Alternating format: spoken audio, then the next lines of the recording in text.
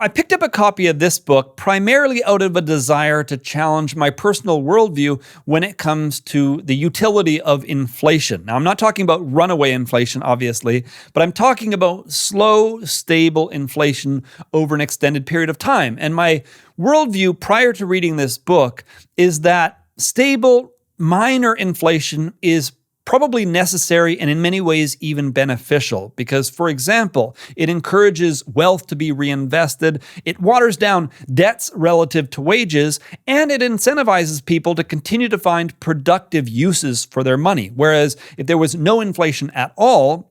or if there was really strong deflation, people that had accumulated serious wealth would have a strong incentive to just simply sit on that money and not to continue to create value for society or to find some way to continue to grow it relative to inflation. So that was kind of my worldview coming in. And so when I saw this book and when I read the subtitle, which is Why Deflation is the Key to an Abundant Future, I thought it might be interesting to have my worldview challenged and to see if I might have something interesting to learn about the subject that I might not have previously considered. Now, while the book didn't really tackle exactly what I was expecting it to tackle, it did provide some really interesting insights, and it did remind me of the fragility of our current monetary system and the many potential issues that we may face, and the very real possibility that we might be long overdue for some kind of a reset. Now, there are all kinds of ideas about exactly what that might mean, but the book just provided a strong sense for the many issues in our current monetary system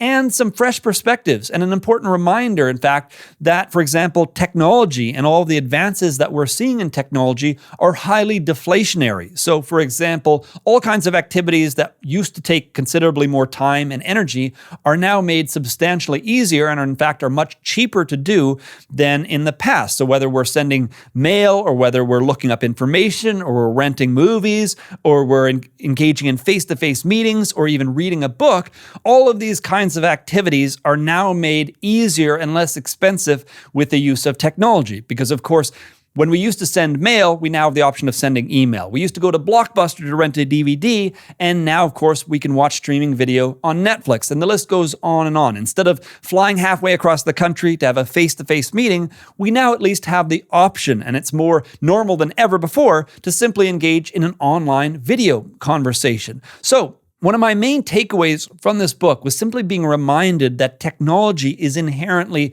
deflationary, and that in and of itself is going to have a significant impact on the future of the economy.